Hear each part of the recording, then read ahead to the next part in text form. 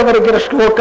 ಅದೇ ರೀತಿ ಭವಿಷ್ಯ ಪುರಾಣ ಪ್ರತಿಸರ್ಗ ಪರ್ವ 3 ಖಂಡ 3 ಅಧ್ಯಾಯ 3 ಶ್ಲೋಕ 25ರಿಂದ 28ವರೆಗಿನ ಶ್ಲೋಕವಾಗಿದೆ. ಅದೇನೆಂದರೆ ಏದಸ್ಮಿನ್ನಂದರೆ ಮ್ಲೇಚ್ಛ ಆಚಾರ್ಯ ಸಮನ್ವಿತ ಮೊಹಮ್ಮದ್ ಇತಿ ಖ್ಯಾತ ಶಿಷ್ಯ ಶಾಖಾ ಸಮನ್ವಿತ.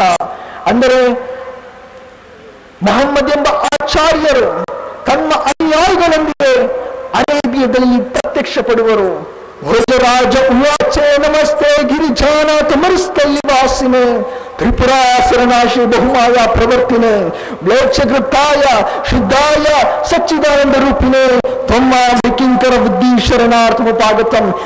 ಮನುಕುಲದ ಅಭಿಮಾನಿಯೇ, ಮರುಭೂಮಿ ನಿವಾಸಿ, ನಾನು ನಿನ್ನನ್ನು ವಂದಿಸುತ್ತೇನೆ. ಪಿಶಾಚನ್ನು ನಾಶಗೊಳಿಸಲು ನೀನು ಪ್ರಬಲ ಶಕ್ತಿ ಗಳಿಸಿರುವೆ. ಮಾತ್ರವಲ್ಲ, ಪ್ರವಾದಿ ಮುಹಮ್ಮದ್ ಸಲ್ಲಲ್ಲಾಹು ಅಲೈಹಿ ವಸಲ್ಲಂರ ಅನುಯಾಯಿಗಳ ಕುರಿತು ಅವರು ಸ್ಪಷ್ಟವಾಗಿ, ಮಹರ್ಷಿ ವ್ಯಾಸರು ಸ್ಪಷ್ಟವಾಗಿ ಹೇಳಿರುವರು. ಏನು? ಲಿಂಗಚ್ಛೇದಿ ಶಿಖಾಹಿನ ಶ್ಮಶ್ರೂಧಾರಿ ಸದೋಷಕ್. ಅವರು ಲಿಂಗಛೇದನ ಮಾಡುತ್ತಾರೆ, ವೃತ್ತಛೇದನ ಕರ್ಮ ನಿರ್ವಹಿಸುತ್ತಾರೆ, ಸುನ್ನತಿ ನಿರ್ವಹಿಸುತ್ತಾರೆ. They are circumcised. ಅವರು ಗಡ್ಡದಾರಿಗಳು, ಜುಟ್ಟು ಬಿಡುವವರಲ್ಲ. ಅವರು ಪ್ರಾರ್ಥನೆಗಾಗಿ ಉಚ್ಚ ಸ್ವರದಲ್ಲಿ ಆಹ್ವಾನಿಸುವರು. ಲಿಂಗಚ್ಛೇದಿ ಶಿಖಾಹಿನ ಶ್ಮಶ್ರೂಧಾರಿ ಸದೋಷಕ್ ಉಚ್ಚಾಲಪಿ ಸರ್ವ ಭಕ್ಷಿ ಭವಿಷ್ಯತಿ ಜನೋಮಂ ವಿನಾ ಕೌಲಂ ಚಾಪಶೇ ವಸ್ತೇಷಾಂ ಭಕ್ಷ್ಯಾ ಮಥಾಮಂ ಮುಸೈಲೈನವ ಸಂಸ್ಕಾರ ಕುಶರಿವ ಭವಿಷ್ಯತಿ ತಸ್ಮಾನ್ ಮುಸಲವಂತೋ ಹಿ ಜಾತಿಯೋ ಧರ್ಮಾಧೂಷಕ್ ಇತಿ ಪೈಶಾಶ್ಚ ಧರ್ಮಶ್ಚ ಭವಿಷ್ಯತಿ ಮಾಯಾಕೃತಃ. ಅಂದರೆ ಅವರು ಪ್ರಾರ್ಥನೆಗಾಗಿ ಉಚ್ಚ ಸ್ವರದಲ್ಲಿ ಆಹ್ವಾನಿಸುವರು. ಹಂದಿಯ ಹೊರತು ಇತರ ಮಿಕ್ಕೆಲ್ಲ ಧರ್ಮಸಮ್ಮತ ಮಾಂಸಗಳನ್ನು ತಿನ್ನುವರು. ಅವರು ಶುದ್ಧಿಗಾಗಿ ದರ್ಭೆಯನ್ನು ಉಪಯೋಗಿಸುವ ಬದಲು ಹೋರಾಡಿ ಶುದ್ಧರಾಗುವವರು. ಅವರ ಪರಂಪರೆಯು ನನ್ನಿಂದ ಆರಂಭವಾಗುವುದೆಂದು ಅವರು ಹೇಳಿರುವರು. ಮಾತ್ರವಲ್ಲ, ಪ್ರವಾದಿ ಮುಹಮ್ಮದ್ ಸಲ್ಲಲ್ಲಾಹು ಅಲೈಹಿ ವಸಲ್ಲಂರ ಕುರಿತು ವೇದಗಳಲ್ಲಿ ಉಲ್ಲೇಖಿಸಲ್ಪಟ್ಟಿದೆ. ವೇದದಲ್ಲಿ ನರಶಂಸ ಎಂದು ಉಲ್ಲೇಖಿಸಲ್ಪಟ್ಟಿದೆ. ನಮಗೆ ತಿಳಿದಿದೆ, ಸಂಸ್ಕೃತ ತಿಳಿದವರು ಈ ವಿಷಯದ ಬಗ್ಗೆ ತಿಳಿದಿರಬಹುದು. ನರ್ ಅಂದ್ರೆ ಮನುಷ್ಯ, ಶಂಸ ಅಂದ್ರೆ ಪ್ರಶಂಸಿಸಲ್ಪಟ್ಟವನು, ನರಶಂಸ ಅಂದ್ರೆ ಪ್ರಶಂಸಿಸಲ್ಪಟ್ಟವನು. ಇದೇ ಪದದ ಅರಬಿಕ್ ಪದವು ಮೊಹಮ್ಮದ್ ಎಂದಾಗಿದೆ. ಯಾಕೆಂದ್ರೆ ಇದರ ಮೂಲ ಶಬ್ದ حمد يحمد تحميدا فهو محمد وحمد يحمد تحميدا فهو محمد الأمر منه حمد والنهي عنه لا تحمد. حمد ಎಂಬ ಪದದಿಂದ ಅಂದ್ರೆ ಇಸ್ಮುಲ್ ಮಫ್ಊಲ್ ಅಂದ್ರೆ ಪ್ಯಾಸಿವ್ ಪಾರ್ಟಿಸಿಪಲ್ ಅಂತ ಹೇಳ್ತೇವೆ. ಕನ್ನಡದಲ್ಲಿ ಇದನ್ನು ಏನು ಹೇಳಬೇಕು ನಂಗೆ ಗೊತ್ತಿಲ್ಲ. ಆದರೆ ಇದು ಒಂದು ವಸ್ತುವಿನ ಮೇಲೆ ಕ್ರಿಯೆ ನಡೆಸಲ್ಪಡುತ್ತದೋ ಅದಕ್ಕೆ ನಾವು ಪ್ಯಾಸಿವ್ ಪಾರ್ಟಿಸಿಪಲ್ ಅಂತ ಹೇಳ್ತೇವೆ. ಮೊಹಮ್ಮದ್ ಅಂದ್ರೆ ಸ್ತುತಿಸಲ್ಪಟ್ಟವನು ಎಂದಾಗಿದೆ. ನರಶಂಸ ಅಂದ್ರೆ ಸ್ತುತಿಸಲ್ಪಟ್ಟವನು. ಅದೇ ರೀತಿ ಪ್ರವಾದಿ ಮುಹಮ್ಮದ್ ಸಲ್ಲಲ್ಲಾಹು ಅಲೈಹಿ ವಸಲ್ಲಂ ಕುರಿತು ಅಹ್ಮದ್ ಎಂದು ಉಲ್ಲೇಖಿಸಲ್ಪಟ್ಟಿದೆ. ಅಹ್ಮದ್ ಎಂದರೆ ಪ್ರವಾದಿ ಮುಹಮ್ಮದ್ ಸಲ್ಲಲ್ಲಾಹು ಅಲೈಹಿ ವಸಲ್ಲಂ ಇನ್ನೊಂದು ಹೆಸರಾಗಿದೆ. ದಿವ್ಯ ಕುರ್ಆನ್ 61ನೇ ಅಧ್ಯಾಯ ಸೂರಾ ಸಫ್ 6ನೇ ಸೂಕ್ತದಲ್ಲಿ ಪ್ರವಾದಿ ಮುಹಮ್ಮದ್ ಸಲ್ಲಲ್ಲಾಹು ಅಲೈಹಿ ವಸಲ್ಲಂ ಅಹ್ಮದ್ ಎಂದು ಕರೆಯಲಾಗಿದೆ. ಇದೇ ಅಹ್ಮದ್ ಎಂಬ ಪದ ವೇದಗಳಲ್ಲಿ ಉಲ್ಲೇಖಿಸಲ್ಪಟ್ಟಿದೆ. ಸಾಮ್ವೇದ್ ಉತ್ಕರ್ಷಿಕ್ ಮಂತ್ರ ನಂಬರ್ 1500. ಅದೇ ರೀತಿ ಸಾಮ್ವೇದ ಇಂದ್ರ ಅಧ್ಯಾಯ 2 ಮಂತ್ರ 152. ಅದೇ ರೀತಿ ಯಜುರ್ವೇದ 3ನೇ ಅಧ್ಯಾಯ 18ನೇ ಸೂಕ್ತ. ಅಥರ್ವವೇದ 20ನೇ ಗ್ರಂಥ 126ನೇ ಅಧ್ಯಾಯ 14ನೇ ಸೂಕ್ತ. ಇನ್ನು ಪ್ರವಾದಿ ಮುಹಮ್ಮದ್ ಸಲ್ಲಲ್ಲಾಹು ಅಲೈಹಿ ವಸಲ್ಲಂ ನರಶಂಸ ಅಂದರೆ ಸ್ತುತಿಸಲ್ಪಟ್ಟವನೆಂದು ಉಲ್ಲೇಖಿಸಲ್ಪಟ್ಟಿದೆ. ಇದು ವೇದದ ಹಲವಾರು ಕಡೆ ಉಲ್ಲೇಖಿಸಲ್ಪಟ್ಟಿದೆ. ಋಗ್ವೇದ 1ನೇ ಗ್ರಂಥ 13ನೇ ಅಧ್ಯಾಯ 3ನೇ ಸೂಕ್ತ, ಋಗ್ವೇದ 1ನೇ ಗ್ರಂಥ 18ನೇ ಅಧ್ಯಾಯ 9ನೇ ಸೂಕ್ತ, ಋಗ್ವೇದ 1ನೇ ಗ್ರಂಥ 106ನೇ ಅಧ್ಯಾಯ 4ನೇ ಸೂಕ್ತ, ಋಗ್ವೇದ 1ನೇ ಗ್ರಂಥ 114ನೇ ಸೂಕ್ತ, 114ನೇ ಅಧ್ಯಾಯ 6ನೇ ಸೂಕ್ತ, ಋಗ್ವೇದ 2ನೇ ಗ್ರಂಥ 3ನೇ ಅಧ್ಯಾಯ 2ನೇ ಸೂಕ್ತ, ಋಗ್ವೇದ 3ನೇ ಗ್ರಂಥ 29ನೇ ಅಧ್ಯಾಯ 11ನೇ ಸೂಕ್ತ, ಋಗ್ವೇದ 5ನೇ ಗ್ರಂಥ 5ನೇ ಅಧ್ಯಾಯ 2ನೇ ಸೂಕ್ತ, ಋಗ್ವೇದ 7ನೇ ಗ್ರಂಥ 2ನೇ ಅಧ್ಯಾಯ 2ನೇ ಸೂಕ್ತ, ಋಗ್ವೇದ 10ನೇ ಗ್ರಂಥ 64ನೇ ಅಧ್ಯಾಯ 3ನೇ ಸೂಕ್ತ, ಋಗ್ವೇದ 10ನೇ ಗ್ರಂಥ 182ನೇ ಅಧ್ಯಾಯ 2ನೇ ಸೂಕ್ತ, ಯಜುರ್ವೇದ 20ನೇ ಅಧ್ಯಾಯ 37ನೇ ಸೂಕ್ತ, ಯಜುರ್ವೇದ 20ನೇ ಅಧ್ಯಾಯ 57ನೇ ಸೂಕ್ತ, ಯಜುರ್ವೇದ 21ನೇ ಅಧ್ಯಾಯ 31ನೇ ಸೂಕ್ತ, ಯಜುರ್ವೇದ 22ನೇ 21ನೇ ಅಧ್ಯಾಯ 55ನೇ ಸೂಕ್ತ, ಯಜುರ್ವೇದ 28ನೇ ಅಧ್ಯಾಯ 2ನೇ ಸೂಕ್ತ, ಯಜುರ್ವೇದ 28ನೇ ಅಧ್ಯಾಯ 19ನೇ ಸೂಕ್ತ, ಯಜುರ್ವೇದ 28ನೇ ಅಧ್ಯಾಯ 42ನೇ ಸೂಕ್ತ, ಸಾಮ್ವೇದ್ ಉತ್ತರ್ಷಿಕ್ ಮಂತ್ರ ನಂಬರ್ 1349 1349. ಈ ಹಲವಾರು ಕಡೆ ಪ್ರವಾದಿ ಮುಹಮ್ಮದ್ ಸಲ್ಲಲ್ಲಾಹು ಅಲೈಹಿ ವಸಲ್ಲಂ ಉಲ್ಲೇಖಿಸಲ್ಪಟ್ಟ ಇವುಗಳು ಕೇವಲ ಸ್ಯಾಂಪಲ್ಗಳು ಮಾತ್ರ. ಯಾಕಂದ್ರೆ ಸಮಯದ ಅಭಾವ ಇರುವುದರಿಂದ ನಾನು ಈ ವಿಷಯಕ್ಕೆ ಆಳವಾಗಿ ನಾನು ಹೋಗಲು ಸಾಧ್ಯವಿಲ್ಲ. ಇನ್ನು ಪ್ರವಾದಿ ಮುಹಮ್ಮದ್ ಸಲ್ಲಲ್ಲಾಹು ಅಲೈಹಿ ವಸಲ್ಲಂರಲ್ಲಿ ಕುರಿತು ಬೈಬಲ್ನಲ್ಲಿ ಉಲ್ಲೇಖಿಸಲ್ಪಟ್ಟಿದೆ. ಬುಕ್ ಆಫ್ ಜಾಕ್ಸಾನಮಿ ಧರ್ಮೋಪದೇಶ ಕಾಂಡ 18ನೇ ಅಧ್ಯಾಯ 18ನೇ ಸೂಕ್ತದಲ್ಲಿ ಮೋಶೆ ಪ್ರವಾದಿಗೆ ದೇವರು ಹೇಳುವ ಮಾತು ಅದೇನೆಂದರೆ, I will raise them up a prophet from among their brethren, like unto thee, like unto you, like unto Moses, and I will put my words in his mouth, and he shall speak unto them all that I shall command him. ನಾನು ನಿನ್ನಂತಹ ಪ್ರವಾದಿಯನ್ನು ನಿನ್ನ ಸ್ವದೇಶದವರಲ್ಲಿ ನಾನು ಕಳುಹಿಸುವೆನು. ಅವನು ನನ್ನ ಮಾತುಗಳನ್ನು ಅವನ ಜನರಿಗೆ ತಲುಪಿಸುವನು. ಮಾತ್ರವಲ್ಲ, ಅವನ ಮಾತುಗಳನ್ನು ಯಾರು ಸ್ವೀಕರಿಸುವುದಿಲ್ಲವೋ ಅಂತಹವನನ್ನು ನಾನು ಶಿಕ್ಷಿಸುವೆನು. ಅದೇ ರೀತಿ ಪ್ರವಾದಿ ಮುಹಮ್ಮದ್ ಸಲ್ಲಲ್ಲಾಹು ಅಲೈಹಿ ವಸಲ್ಲಂರ ಕುರಿತು ಹಿಬ್ರೂ ಹಳೆಯ ಒಡಂಬಡಿಕೆ ಓಲ್ಡ್ ಟೆಸ್ಟಮೆಂಟ್ ಅಲ್ಲಿ ಪ್ರವಾದಿ ಮುಹಮ್ಮದ್ ಸಲ್ಲಲ್ಲಾಹು ಅಲೈಹಿ ವಸಲ್ಲಂ ಮೊಹಮ್ಮದ್ ಎಂದು ಉಲ್ಲೇಖಿಸಲ್ಪಟ್ಟಿದೆ. ಸಾಂಗ್ ಆಫ್ ಸೊಲೊಮನ್ ಪರಮಗೀತೆ 5ನೇ ಅಧ್ಯಾಯ 16ನೇ ಸೂಕ್ತದಲ್ಲಿ ಮೊಹಮ್ಮದಿನ್ ಜಹದೂದಿ ವಜರಾಯ್ ಬೈನ ಜೆರುಸಲಂ, ಮೊಹಮ್ಮದ್ ಎಂಬ ಪದ ಇಂದಿಗೂ ಕೂಡ ಹಿಬ್ರೂ ಬೈಬಲ್ನಲ್ಲಿ ನಮಗೆ ಕಾಣಬಹುದು. ಅದೇ ರೀತಿ ಯೇಸು ಕ್ರಿಸ್ತರು ಈ ವಿಷಯದ ಕುರಿತು ಹೇಳಿರುವರು. ಗಾಸ್ಪಲ್ ಆಫ್ ಜಾನ್ ಯೋಹಾನನ ಸುವಾರ್ತೆ 16ನೇ ಅಧ್ಯಾಯ 7ನೇ ಸೂಕ್ತದಲ್ಲಿ ಅದೇ ಅಂದರೆ, ಲಾಕಿನ್ ಯಕೂಲ್ ಲಕುಮ್ ಅಲ್ ಹಕ್ ಇನ್ನಹು ಖೈರುಲ್ ಲಕುಮ್ ಅನ್ ಅಂತಲಿಕ ಲಿಅನ್ನಹು ಇನ್ ಲಮ್ ಅಂತಲಿಕ್ ಲಾ ಯಅತೀಕುಮ್ ಅಲ್ ಮುಅಜ್ಜಿ ವಲಾಕಿನ್ ಇನ್ ದಹಬ್ತು ಉರ್ಸಿಲ್ಹು ಇಲೈಕುಮ್. ಇದು ಕುರ್ಆನಿನ ವಚನ ಅಲ್ಲ, ಪ್ರವಾದಿ ಮುಹಮ್ಮದ್ ಸಲ್ಲಲ್ಲಾಹು ಅಲೈಹಿ ವಸಲ್ಲಂರ ಮಾತಲ್ಲ, ಬದಲಾಗಿ ಅರೇಬಿಕ್ ಬೈಬಲ್ ಆಗಿದೆ. ಏನಂದ್ರೆ, ಲಾಕಿನ್ ಯಕೂಲ್ ಲಕುಮ್ ಅಲ್ ಹಕ್, nevertheless I tell you the truth, innahu khayrun lakum an antaliqa, for it is expedient that I go away, for innahu illam antaliq, for if I not go away la ya'tikum al mu'azzi, the comforter will not come unto you, walakin in dhahabtu, but if I depart ursilhu ilaykum, I will send him unto you. ನಾನು ಹೋಗುವುದು ನಿಮ್ಮ ಹಿತಕ್ಕಾಗಿಯೇ. ಒಂದು ವೇಳೆ ನಾನು ಹೋಗದಿದ್ದರೆ ಆ ಪವಿತ್ರ ಆತ್ಮನು, ಶಾಂತಿ ದೂತನು ನಿಮ್ಮಲ್ಲಿಗೆ ಬರಲಾರನು. ಯೇಸು ಕ್ರಿಸ್ತರು ಹೇಳುವ ಮಾತು. ಅದೇ ರೀತಿ ಯೇಸು ಕ್ರಿಸ್ತರು ಗಾಸ್ಪಲ್ ಆಫ್ ಜಾನ್ ಯೋಹಾನನ ಸುವಾರ್ತೆ 16ನೇ ಅಧ್ಯಾಯ 12ರಿಂದ 14ರವರೆಗೆ ಸೂಕ್ತದಲ್ಲಿ ಹೇಳ್ತಾರೆ, I have many things to say unto you, but you cannot bear them now. However, when he, the Spirit of truth, is come, he will guide unto all truth, for he shall not speak of himself, but what shall he hear, that shall he speak, and he will show the things to come. He should glorify me. ನಾನು ನಿಮಗೆ ಹೇಳಬೇಕಾಗಿರುವುದು ಇನ್ನೂ ಬಹಳಷ್ಟು ಇದೆ, ಆದರೆ ನನಗೆ ಈಗ ಹೇಳಲಿಕ್ಕಾಗುವುದಿಲ್ಲ. ಯಾಕೆಂದ್ರೆ ಯಾವಾಗ ಪವಿತ್ರ ಆತ್ಮ, ಆ ಸತ್ಯ ಸ್ವರೂಪಿಯಾದ ಪವಿತ್ರ ಆತ್ಮ ಬರ್ತಾನೋ ಅವನು ನಿಮಗೆ ಹೇಳುವನು ಮತ್ತು ಅವನು ನನ್ನನ್ನು ಸ್ಮರಿಸುವನು, ನನ್ನ ಶ್ರೇಷ್ಠತೆಯನ್ನು ಮಹಿಮೆಗೊಳಿಸುವನು ಮತ್ತು ನಿಮಗೆ ಮುಂದೆ ಬರುವ ವಿಷಯಗಳ ಕುರಿತು ಅವನು ನಿಮಗೆ ತಿಳಿಯಪಡಿಸುವನು ಎಂದು ಯೇಸು ಕ್ರಿಸ್ತರು ಹೇಳಿರುವರು. ಅದೇ ರೀತಿ ಹಲವಾರು ಕಡೆ ಬೈಬಲ್ನಲ್ಲಿ ನಮಗೆ ಕಾಣಬಹುದು. ಪ್ರವಾದಿ ಮುಹಮ್ಮದ್ ಸಲ್ಲಲ್ಲಾಹು ಅಲೈಹಿ ವಸಲ್ಲಂರ ಕುರಿತು ಉಲ್ಲೇಖಿಸಲ್ಪಟ್ಟಿದೆ. ಇನ್ನು ಇತರ ಗ್ರಂಥಗಳಲ್ಲಿಯೂ ಇದೆ. ಆದರೆ ಸಂಘಟಕರಿಗೆ ನನ್ನ ಮಾತು ಹೊರೆಯಾಗಬಾರದು ಎಂಬುದರ ಕಾರಣದಿಂದ ನಾನು ನನ್ನ ಮಾತುಗಳನ್ನು ಚುರುಕುಗೊಳಿಸಿ ನಾನು ನನ್ನ ಎಂಡ್ ಅಥವಾ ಕನ್ಕ್ಲೂಷನ್ಗೆ ನಾನು ಬರುತ್ತೇನೆ.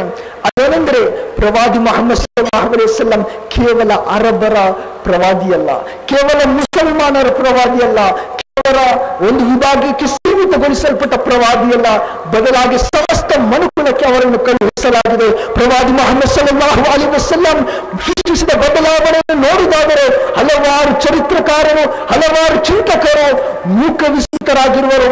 ಅವುಗಳಲ್ಲಿ ಒಬ್ಬರು ಲಮಾ ಟೈಮ್ ಎಂಬ ವ್ಯಕ್ತಿಯಾಗಿರುತ್ತಾರೆ. ಅವರ ಹಿಸ್ಟರಿ ಡಿಲಾಟೆಕ್ಸ್ ಎಂಬ ಪುಸ್ತಕವನ್ನು ಅವರು ಬರೆಯುತ್ತಾ ಪ್ರವಾದಿ ಮುಹಮ್ಮದ್ ಸಲ್ಲಲ್ಲಾಹು ಅಲೈಹಿ ವಸಲ್ಲಂರ ಕುರಿತು ಹೇಳ್ತಾರೆ, greatness of purpose, smallness of means and astounding results are three criteria of human genius. Who could dare to compare any great man in modern history with Muhammad? Philosopher, orator, legislator, warrior, conqueror of ideas, restorer of rational beliefs of a cult without images, the founder of 20 celestial empires and of one spiritual empire, that is Muhammad. As regards to all standards by which human greatness is measured, we may well ask, is there any man greater than he? ಮಾನವನ ಅಥವಾ ಮಹಾನ್ ಪ್ರತಿಭೆ, if greatness of purpose, smallness of means, ಅದೇ ರೀತಿ ಮಹಾನ್ ಪ್ರತಿಭೆ, ಸಾಧಿಸಲಾಗದಂತಹ ಕೆಲವು ಕಾರ್ಯಗಳು ಮತ್ತು ಅಚಂಚಲವಾದ ಒಂದು ದೃಢ ನಿರ್ಧಾರ, ಈ ಮೂರು ಕಾರ್ಯಗಳು ಮಾನವನ ಪ್ರತಿಭೆಯ ದ್ಯೋತಕವೆನ್ನಬಹುದಾದರೆ ಪ್ರವಾದಿ ಮುಹಮ್ಮದ್ ಸಲ್ಲಲ್ಲಾಹು ಅಲೈಹಿ ವಸಲ್ಲಂರಿಗೆ ಸರಿಸಾಟಿ ಯಾರಿದ್ದಾರೆ? ತತ್ವಜ್ಞಾನಿ, ವಾಗ್ಮಿ, ಯೋಧ, ಶಾಸನಕಾರ, ಹೀಗೆ ಹಲವಾರು ಕಾರ್ಯಗಳನ್ನು ಪ್ರವಾದಿ ಮುಹಮ್ಮದ್ ಸಲ್ಲಲ್ಲಾಹು ಅಲೈಹಿ ವಸಲ್ಲಂ ನಿರ್ವಹಿಸಿದರು. ಒಬ್ಬನೇ ವ್ಯಕ್ತಿ, ಆದರೆ ಡಿಫರೆಂಟ್ ರೋಲ್. ಇದಾಗಿದೆ ಪ್ರವಾದಿ ಮುಹಮ್ಮದ್ ಸಲ್ಲಲ್ಲಾಹು ಅಲೈಹಿ ವಸಲ್ಲಂ. ಒಬ್ಬರ ವ್ಯಕ್ತಿ, ಡಿಫರೆಂಟ್ ರೋಲ್ಸ್. ಪ್ರವಾದಿ ಮುಹಮ್ಮದ್ ಸಲ್ಲಲ್ಲಾಹು ಅಲೈಹಿ ವಸಲ್ಲಂರ ಕುರಿತು ಸಹೋದರ ಸಹೋದರಿಯರೇ, ನೀವು ಜೀವನ ಸಂದೇಶ ಓದಲು ನೀವು ಧೈರ್ಯ ತೋರಿಸಿರಿ. ಮಾತ್ರವಲ್ಲ, ನಾವು ಸತ್ಯದ ಧ್ವಜವಾಹಕರಾಗಬೇಕು. ಅದಾಗಿದೆ, ಎಲ್ಲ ಕಡೆ ಉಲ್ಲೇಖಿಸಲ್ಪಟ್ಟಿದೆ. ನೋಡಿ, ನಮ್ಮ ದೇಶದ ಆಂಬ್ಲಮ್ ನೋಡುವುದಾದರೆ ಅದರಲ್ಲಿ ಸತ್ಯಮೇವ ಜಯತೆ ಎಂದು ಉಲ್ಲೇಖಿಸಲ್ಪಟ್ಟಿದೆ. ಸತ್ಯ ಮೇವ ಜಯತೆ. ಎಲ್ಲಿ? ಮುಂಡಕ ಉಪನಿಷತ್ ಅಧ್ಯಾಯ 3, 1ನೇ ಗ್ರಂಥ, 1ನೇ ಅಧ್ಯಾಯ, 3ನೇ ಅಧ್ಯಾಯ 1ನೇ ಖಂಡ 6ನೇ ಸೂಕ್ತದಲ್ಲಿ ಹೇಳುತ್ತದೆ, ಸತ್ಯಮೇವ ಜಯತೆ, ಸತ್ಯ ಮಾತ್ರ ಜಯಿಸುತ್ತದೆ, ಮಿಥ್ಯವಲ್ಲ. ಆದ್ದರಿಂದ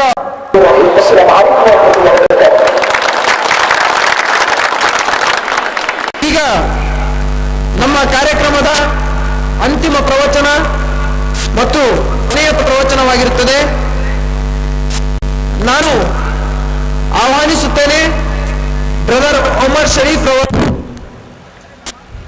ಇನ್ನ ಅಲ್ಹಮ್ದುಲಿಲ್ಲಾಹ್ ನಹ್ಮದುಹು ನಸ್ತഈನುಹು ವನಸ್ತಗ್ಫಿರುಹು ವನೌದು ಬಿಲ್ಲಾಹಿ ಮಿನ್ ಶುರೂರಿ ಅನ್ಫುಸಿನಾ ವಮಿನ್ ಸಯ್ಯಿಆತಿ ಅಮಾಲಿನಾ ಮನ್ ಯಹ್ದಿಹಿಲ್ಲಾಹು ಫಲಾ ಮುದಿಲ್ಲ ಲಹು ವಮನ್ ಯುದ್ಲಿಲ್ಹು ಫಲಾ ಹಾದಿಯ ಲಹು ವಅಶ್ಹದು ಅನ್ ಲಾ ಇಲಾಹಾ ಇಲ್ಲಲ್ಲಾಹು ವಹ್ದಹು ಲಾ ಶರೀಕ ಲಹು وأشهد أن محمدا عبده ورسوله أما بعد فأعوذ بالله من الشيطان الرجيم بسم الله الرحمن الرحيم رب اشرح لي صدري ويسر لي أمري واحلل عقدة من لساني يفقهوا قولي.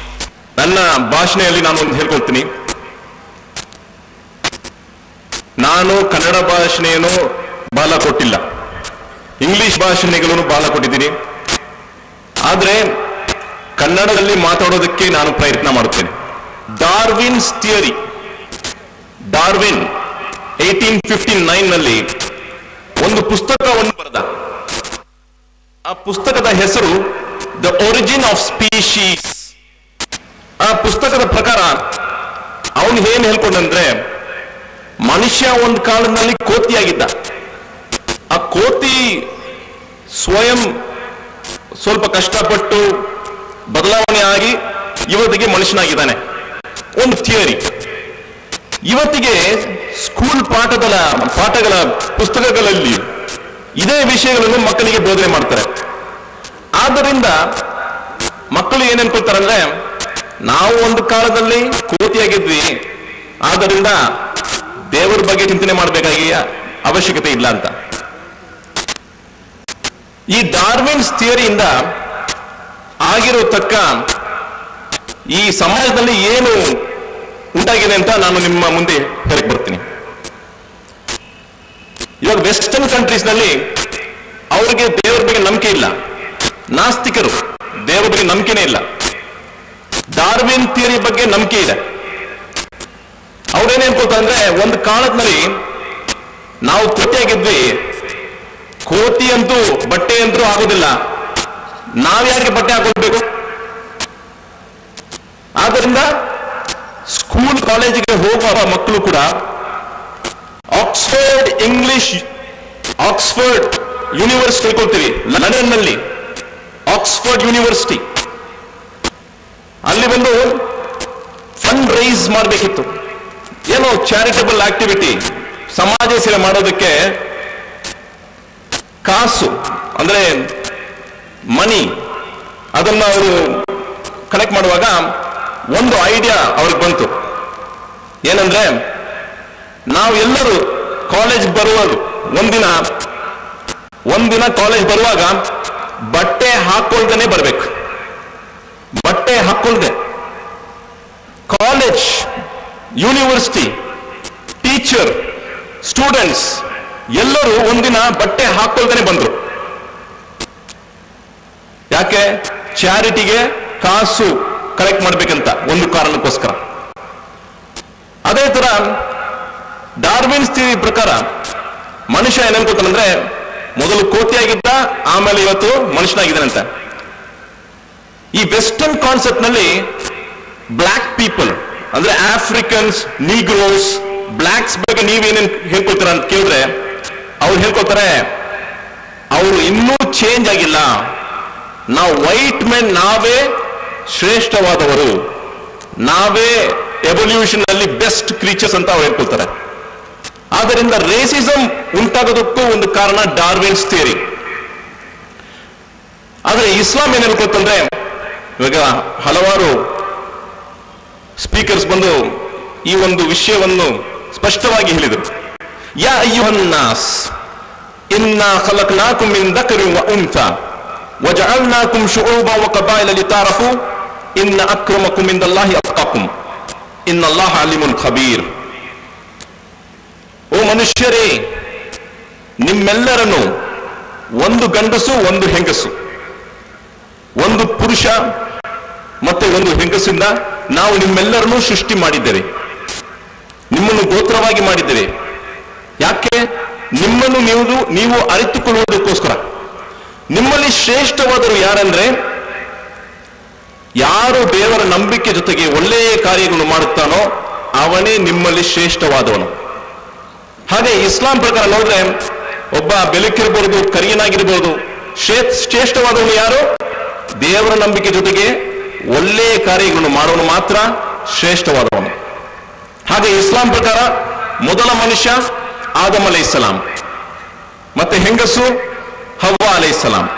ಆದ್ದರಿಂದ ಈ ಕೋತಿಯಿಂದ ಮನುಷ್ಯ ಬಂದಿರೋ ಆ ಕಾನ್ಸೆಪ್ಟ್ ಇಸ್ಲಾಂನಲ್ಲಿ ಇಲ್ಲ. ನಮ್ಮ ಕಾನ್ಸೆಪ್ಟ್ ಕ್ಲಿಯರ್ ಆಗಿದೆ.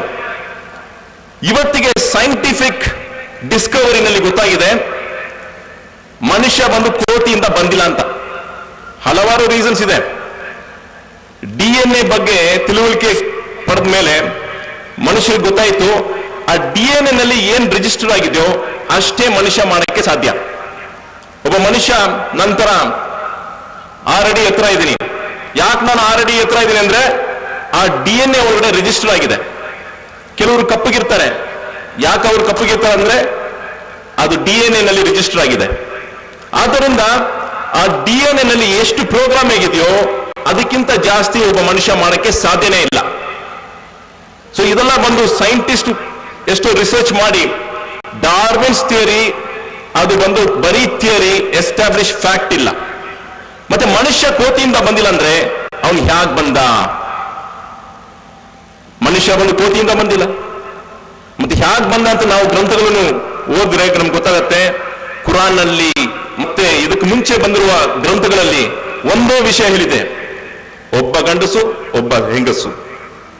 ಮತ್ತೆ ಮನುಷ್ಯನ ಪರ್ಪಸ್ ಆಫ್ ಲೈಫ್ ದೇವರು ಹೇಳ್ಕೊಟ್ಟಿದ್ದಾರೆ, ವಮಾ ಖಲಕ್ತುಲ್ ಜಿನ್ನ ವಲ್ ಇನ್ಸ ಇಲ್ಲಾ ಲಿಯಾಬುದೂನ್.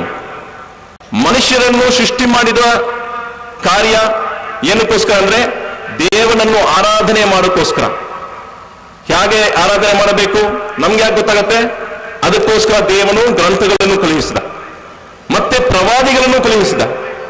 ಅವರ ಮೂಲಕ ನಮಗೆ ಈ ಜ್ಞಾನವನ್ನು ಪಡೀಲಿ ಅಂತ. ಇವತ್ತಿಗೆ ಎಷ್ಟೋ ಭ್ರಷ್ಟಾಚಾರ ನಡೀತಿದೆ, ಹಗರಣ ನಡೀತಿದೆ. ಇದಕ್ಕೆಲ್ಲ ಕಾರಣ ಏನಂದ್ರೆ ದೇವರ ಮೇಲೆ ನಂಬಿಕೆ ಇಲ್ಲ. ಕುರಾನ್ ನಲ್ಲಿ ದೇವನೇ ಹೇಳ್ಕೊಳ್ತದಾನೆ, ಪಾಪಗಳಲ್ಲಿ ದೊಡ್ಡ ಪಾಪ ಅದು ಶಿರ್ಕ್. ಇನ್ನ ಶಿರ್ಕ ಲಜುಲ್ಮುನ್ ಅದೀಮ್. ಪಾಪಗಳಲ್ಲಿ ದೊಡ್ಡ ಪಾಪ ಬಂದು ಶಿರ್ಕ್. ಮನುಷ್ಯರನ್ನು ಆರಾಧನೆ ಮಾಡೋದು ದೊಡ್ಡ ಪಾಪ, ಮರ ಗಿಡಗಳನ್ನು ಆರಾಧನೆ ಮಾಡೋದು ದೊಡ್ಡ ಪಾಪ, ಮೂರ್ತಿಗಳನ್ನು ಆರಾಧನೆ ಮಾಡೋದು ದೊಡ್ಡ ಪಾಪ. ಸೂರ್ಯ, ಚಂದ್ರ ಮತ್ತೆ ಈ ಭೂಮಿ ಇವೆಲ್ಲವನ್ನು ಆರಾಧನೆ ಮಾಡೋದು ದೊಡ್ಡ ಪಾಪ. ದೇವನಿಗೆ ಅವನಿಗೆ ಸಹಭಾಗಿಯಾಗಿ ಯಾರನ್ನು ಆರಾಧನೆ ಮಾಡಿದ್ರೆ ಅವನಿಗೆ ಹಿಡಿಸುವುದಿಲ್ಲ. ದೇವನಿಗೆ ಅವನಿಗೆ ಸಹಭಾಗಿಯಾಗಿ ಯಾರನ್ನಾದರೂ ಆರಾಧನೆ ಮಾಡಿದರೆ ಅವನಿಗೆ ಹಿಡಿಸುವುದಿಲ್ಲ. ಕುರಾನಿನ ಒಂದು ಆಯತ್ತನ್ನು ನಾನು ಹೇಳ್ಕೊತೀನಿ. ಸೂರ ಹಜ್ನಲ್ಲಿ 22ನೇ ಅಧ್ಯಾಯದಲ್ಲಿ 73ನೇ ಆಯತ್ನಲ್ಲಿ ದೇವರು ಹೇಳ್ಕೊತಾನೆ, ನಿಮ್ಮೆಲ್ಲರಿಗೂ ಒಂದು ಉದಾಹರಣೆಯನ್ನು ನಾನು ಹೇಳುತ್ತೇನೆ, ನೀವು ಸ್ವಲ್ಪ ಕೇರ್ಫುಲ್ ಆಗಿ ಕೇಳಿ ಅಂತ ದೇವರು ಹೇಳ್ಕೊತಾನೆ. ಏನಂದ್ರೆ, ನೀವು ಯಾರನ್ನೆಲ್ಲ ಆರಾಧಿಸಿದ್ರು, ನೀವು ಯಾರ ಹತ್ರ ಹೋಗಿ ನೀವು ಬೇಡ್ಕೊಳ್ತಿರೋ ಅವರೆಲ್ಲ ಸೇರಿ ಒಂದು ನೊಣವನ್ನು ಸೃಷ್ಟಿ ಮಾಡಲು ಪ್ರಯತ್ನಿಸಿದ್ರೆ ಅವ್ರ ಕೈಯಲ್ಲಿ ಆಗುವುದಿಲ್ಲ. ಈ ಪ್ರಪಂಚದಲ್ಲಿ ಎಷ್ಟೋ ಜನರು ತಮ್ಮನ್ನು ಶಕ್ತಿವಂತರು ಅಂತ ಹೇಳ್ಕೊಳ್ತಾರೆ, ಸ್ವಾಮಿಗಳು ಅಂತ ಹೇಳ್ಕೊಳ್ತಾರೆ, ಮತ್ತೆ ಪೀರ್ ಬಾಬಾ ಅಂತ ಹೇಳ್ಕೊಳ್ತಾರೆ. ಅವರೆಲ್ಲ ಒಂದಾಗಿ ಸೇರ್ಕೊಂಡು ಯಾರೆಲ್ಲ ತಮ್ಮನ್ನು ಶಕ್ತಿವಂತರು ಅಂತ ಹೇಳ್ಕೊತಾರೋ ಎಲ್ಲರೂ ಒಂದು ಕಡೆ ಸೇರಿ ಬಂದು ಒಂದು ನೊಣವನ್ನು ಸೃಷ್ಟಿ ಮಾಡಲು ಪ್ರಯತ್ನಿಸಿದ್ರು ಕೂಡ ಅವ್ರ ಕೈಯಲ್ಲಿ ಆಗುವುದಿಲ್ಲ. ಮತ್ತೆ ಆಕಾಶವನ್ನು ಸೃಷ್ಟಿ ಮಾಡಿದ ಯಾರು? ಭೂಮಿಯನ್ನು ಸೃಷ್ಟಿ ಮಾಡಿದ ಯಾರು? ಚಂದ್ರವನ್ನು, ನಕ್ಷತ್ರಗಳನ್ನು, ಸಮುದ್ರವನ್ನು, ಮನುಷ್ಯರನ್ನು, ಮರಗಿಡಗಳನ್ನು ಇವೆಲ್ಲವನ್ನು ಸೃಷ್ಟಿ ಮಾಡಿದ ಸೃಷ್ಟಿಕರ್ತನು ಯಾರು? ಅವನೇ ಅಲ್ಲಾಹ್. ಅರಬಿನಲ್ಲಿ ನಾವು ಅಲ್ಲಾ ಅಂತ ಹೇಳ್ಕೊಳ್ತೀವಿ. ಇದ್ರ ಬಗ್ಗೆ ಮಾತಾಡಬೇಕಂದ್ರೆ ಭಾಷಣ ಇನ್ನೂ ಲಾಂಗ್ ಆಗುತ್ತೆ. ಇವಾಗ ಆಲ್ರೆಡಿ 10 o'clock ಪಕ್ಕ ಬರ್ತಿದೆ. ಇನ್ಶಾಲ್ಲಾ ನಾನು ನನ್ನ ಭಾಷಣ ಎಷ್ಟು ಶಾರ್ಟ್ ಆಗಿ ಮಾಡೋಕ್ಕಾಗುತ್ತೋ ಅಷ್ಟು ಶಾರ್ಟ್ ಆಗಿ ಮಾಡ್ತೀನಿ. ದೇವನ ಬಗ್ಗೆ ತಿಳುವಳಿಕೆ ಬೇಕೆಂದ್ರೆ ನಾವು ಗ್ರಂಥಗಳನ್ನು ಓದಬೇಕು. ಕೊನೆಗೆ ಬಂದಿರುವ ದಿವ್ಯವಾಣಿ, ದೇವನ ಹತ್ರದಿಂದ ಬಂದಿರುವ ಪುಸ್ತಕ ಕಿತಾಬ್ ಅಲ್ ಕಿತಾಬ್, ಅದು ಕುರ್ಆನ್. ಅದನ್ನು ಇವತ್ತಿಗೆ ಹಲವಾರು ಅನುವಾದಗಳು ಇವೆ. ನೀವು ಕನ್ನಡದಲ್ಲಿ ಓದಬೇಕಂದ್ರೆ ಕನ್ನಡದಲ್ಲಿ ಓದಬಹುದು, ತಮಿಳು ಭಾಷೆಯಲ್ಲಿ ಓದಬಹುದು, ಇಂಗ್ಲಿಷ್ನಲ್ಲಿ ಓದಬಹುದು. ನಮ್ಮ ದೇವನು ಯಾರು ನಾವು ಅರಿತುಕೊಳ್ಬೇಕಂದ್ರೆ ಅವನ ಸಂದೇಶವನ್ನು ನಾವು ಕೇಳಬೇಕು, ತಿಳಿಯಬೇಕು. ಅದೇ ಸತ್ಯ ಸಂದೇಶ. ದೇವನೇನು ಗೊತ್ತಂದ್ರೆ, ಸೂರ ಆರಾಫ್ನಲ್ಲಿ 197ನೇ ಆಯತ್ನಲ್ಲಿ ದೇವನೇ ಗೊತ್ತಾರೆ, ಯಾವ ಒಂದು ವಸ್ತು ತನ್ನನ್ನೇ ಕಾಪಾಡಕ್ಕೆ ಸಾಧ್ಯ ಇಲ್ಲವೋ ಅದು ಹೇಗೆ ನಿನ್ನನ್ನ ಕಾಪಾಡುತ್ತೆ?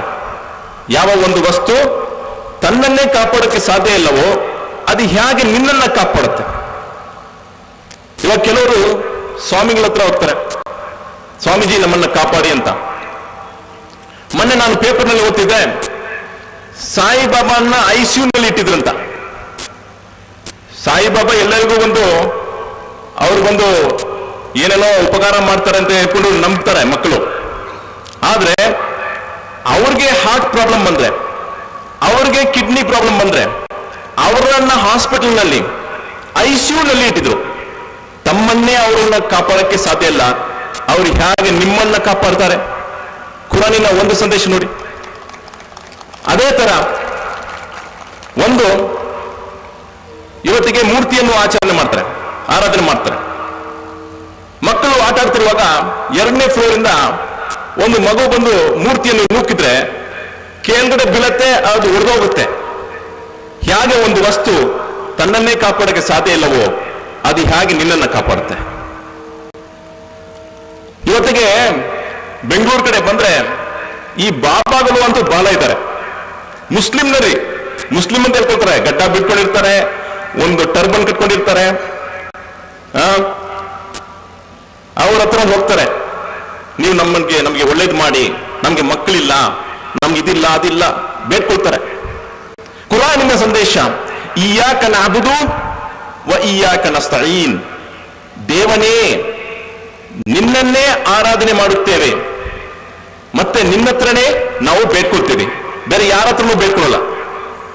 ಪ್ರವಾದಿ ಮೊಹಮ್ಮದ್ ಸಲ್ಲಲ್ಲಾಹು ಅಲೈಹಿ ವಸಲ್ಲಂ ಹೇಳ್ಕೊಂಡಿದ್ರು, ಅದ್ದುಆഉ ಹುವಲ್ ಇಬಾದತು, ದುವಾ ಮಾಡೋದು ಇಬಾದತು. ಆ ದುವಾ ಬರೀ ಅಲ್ಲಾಹನ ಹತ್ರ ಮಾತ್ರ ನಾವು ಮಾಡಬೇಕಾಗಿದೆ. ಮುಸ್ಲಿಮರಿಗೂ ಕೂಡ ಇವತ್ತು ಈ ವಿಷಯ, ಈ ಇಯ್ಯಾಕ ನಅಬುದು ವ ಇಯ್ಯಾಕ ನಸ್ತഈನ್ ಅರ್ಥ ಆಗಿಲ್ಲ.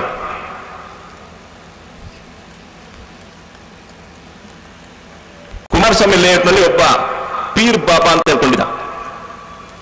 ಎಷ್ಟೋ ಪೀರ್ ಬಾಬಾ ಇದ್ದಾರೆ. ಬ್ಯಾಂಗ್ಳೂರ್ನಲ್ಲಿ ಬಂದ್ರೆ ತೂಕ್ ಬಾಬಾ ಅಂತಿದ್ದಾರೆ, ತೂಕ್ ಬಾಬಾ. ಅರ್ಥ ಆಯ್ತಾ? ತೂಕ್ ಬಾಬಾ ಅಂದ್ರೆ ತೂಕ್ ಅಂದ್ರೆ ಮುಂದೆ ಬಂದ್ರೆ ಅವನ ಮುಖದಲ್ಲಿ ತೂಕ್ ಮಾಡ್ಬೇಕು. ಚುಮ್ಮೆ ಬಾಬಾ ಇದ್ದಾರೆ, ಚುಮ್ಮೆ ಬಾಬಾ. ಚುಮ್ಮೆ ಬಾಬಾ ಅಂದ್ರೆ ಬಾಬಾ ಮೀಟ್ ಮಾಡಿದ್ರೆ ಅವನಿಗೆ ಮುದ್ದು ಕೊಡ್ಬೇಕು. ಹೀಗೆ ಹಲವಾರು ಬಾಬಾ. ಅದರಲ್ಲಿ ಒಬ್ಬ ಬಾಬಾ ಇದ್ದ, ಅವ್ರ ಹತ್ರ ಹೋಗ್ಬಿಟ್ಟು ಹೇಳ್ಕೊಂಡ್ರು. ಒಂದು ಹೆಂಗಸು ಹೋಗ್ಬಿಟ್ಟು ನನಗೆ ಮಗು ಇಲ್ಲ, ಮಗು ಬೇಕಂತ. ಬಾಬಾ ಏನ್ ಹೇಳ್ದ, ನಿನಗೆ ದೋಷ ಇದೆ, ಇದಕ್ಕೆ ಒಂದು ಪರಿಹಾರ ಮಾಡಬೇಕು, ನೀನು ನನ್ನನ್ನು ಬಂದು ಭೇಟಿ ಆಗುವಂತ. ಈ ಹೆಂಗಸು ಹೋದ್ಲು. ಕೆಲವು ದಿನ ಹೋಗ್ತಾ ಇದ್ಲು. ಕೆಲವು ದಿನ ಆದ್ಮೇಲೆ ಅವಳು ಗರ್ಭಿಣಿ ಆದ್ಲು. ಮಗು ಅಂತೂ ಹುಟ್ಟು, ಆದ್ರೆ ಮಗುವಿಗೆ ತಂದೆ ಬಾಬಾ ಆದ. ಅರ್ಥ ಆಯ್ತಾ ನಿಮ್ಗೆ? ಇವತ್ತಿಗೆ ಕಾರ್ಯದಲ್ಲಿ ಇಂತಹ ಕಾರ್ಯ ಮಾಡೋರು ಬಾಬಾ ಅಂತ ಹೆಸರು ಇಟ್ಕೊಂಡು, ಇಲ್ಲ ಬೇರೆ ಬೇರೆ ಹಲವಾರು ನಾಮಗಳು ಇಟ್ಕೊಂಡು ಅವರು ಮಾಡುವ ಕೆಲಸಗಳು ಎಲ್ಲ ಧರ್ಮದ ಕೆಲಸಗಳು ಅಲ್ಲ. ಮಕ್ಕಳನ್ನು ಚೀಟ್ ಮಾಡಕ್ಕೆ ಅವರು ಧರ್ಮವನ್ನು ಯೂಸ್ ಮಾಡ್ತಾರೆ. ಆದ್ರೆ ಇಸ್ಲಾಂ ಧರ್ಮ ಏನಂತ ಹೇಳ್ತಾರೆ, ದೇವನು ಒಬ್ಬನೇ, ಅವನನ್ನು ಬಿಟ್ಟು ಬೇರೆ ಯಾರ ಹತ್ರನೂ ನೀನು ಹೋಗಬಾರದು. ಈ ಇಸ್ಲಾಂ ಪ್ರಕಾರ ಜೀವನ ಮಾಡಿದ್ರೆ ಮನಸ್ಸಿಗೆ ಶಾಂತಿ ದೊರೆಯುತ್ತದೆ. 5 ಬಾರಿ ನಮಾಜ್ ಮಾಡ್ತೀವಿ. 5 ಬಾರಿ ನಮಾಜ್ನಲ್ಲಿ ಏನ್ ನಡೆಯುತ್ತೆ? ಇವಾಗ ಹೇಳಿದ್ರು, ಬಾಲ ಚೆನ್ನಾಗಿ ಹೇಳಿದ್ರು ಸ್ವಾಮಿಗಳು, 5 ಬಾರಿ ನಮಾಜ್ ಮಾಡುವಾಗ ಮನಸ್ಸಿಗೆ ನೆಮ್ಮದಿ ಸಿಗತ್ತೆ ಅಂತೆ. ಇನ್ನ ಸಲಾತ ತನ್ಹಾ ಅನಿಲ್ ಫಶ್ಶಾಯಿ ವಲ್ ಮುನ್ಕರ್. ನೀವು ನಮಾಜ್ ಮಾಡೋದ್ರಿಂದ ಕೆಟ್ಟ ವಿಷಯದಿಂದ ನೀವು ದೂರ ಆಗ್ತೀರಾ. ಕೆಟ್ಟ ವಿಷಯ, ಒಬ್ಬರ ಬಗ್ಗೆ ಮಾತಾಡೋದು, ಮದ್ಯಪಾನ ಸೇರೋದು, ಕೆಟ್ಟ ಹೆಂಗಸ ಜೊತೆಗೆ ಸೇರೋದು, ಜೂಜಾಡೋದು, ಏನೇನು ಕೆಟ್ಟ ಕೆಲಸ ಇದೆಯೋ, ದೇವನ ಬಿಟ್ಟು ಬೇರೊಬ್ಬರನ್ನ ಆರಾಧನೆ ಮಾಡೋದು, ಅವೆಲ್ಲವನ್ನು ಬಿಟ್ಟು ದೂರ ಆಗ್ತಾನೆ ನಮಾಜ್ ಮಾಡುವಾಗ. ಯಾಕಂದ್ರೆ ಅವನ ಮನಸ್ಸಿನೊಳಗೆ ನಂಬಿಕೆ ಬರುತ್ತದೆ, ವಿಶ್ವಾಸ ಬರುತ್ತದೆ, ಮತ್ತೆ ಅವನು ದೇವರ ಹತ್ರ ಡೈರೆಕ್ಟ್ ಆಗಿ ಬೇಡ್ಕೊಳ್ತಾನೆ. ಆ ಕ್ಷಣದಲ್ಲಿ ಅವನಿಗೆ ಮನಸ್ಸಿನಲ್ಲಿ ನೆಮ್ಮದಿ ಸಿಗುತ್ತದೆ, ಶಾಂತಿ ಸಿಗುತ್ತದೆ. ಮತ್ತೆ ಈ ಸಿಸ್ಟಮ್ ನಲ್ಲಿ ಏನ್ ನಡೆಯುತ್ತೆ ಅಂದ್ರೆ ರೇಸಿಸಂ, ಕೋಮುವಾದ ಅಂತವಾಗುತ್ತೆ ನಮಾಜ್ ಮಾಡುವಾಗ. ಅದು ಹೇಗಂದ್ರೆ, ನೀವು ಸೌದಿ ಅರೇಬಿಯಾಗೆ ಹೋದ್ರೆ ನಮಾಜ್ಗೆ ಹೋಗುವಾಗ ಅಲ್ಲಿ ಹಲವಾರು ಜನರು ಅಲ್ಲಿ ಕ್ಲೀನ್ ಮಾಡೋರು ಇರ್ತಾರೆ.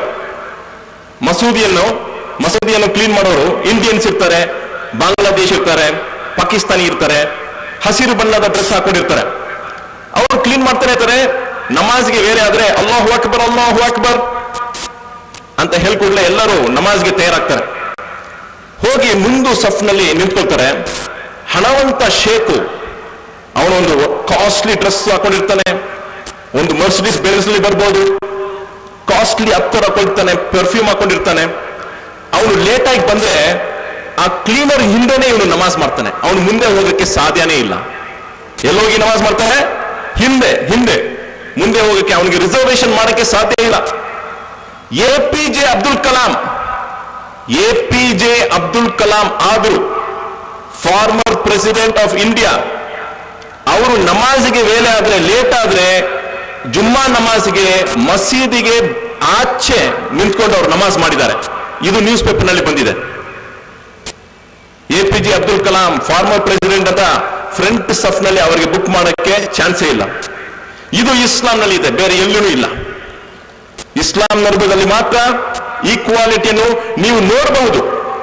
ಬರೀ ಒಂದು ಕಾನ್ಸೆಪ್ಟ್ ಅನ್ನು ಮಾತಾಡೋದ್ರಲ್ಲಿ ಏನು ವಿಶೇಷ ಇಲ್ಲ. ಆ ಕಾನ್ಸೆಪ್ಟ್ ಬಂದು ನಿಮಗೆ ಪ್ರಾಕ್ಟಿಕಲಿ ನೀವು ನೋಡಬೇಕು.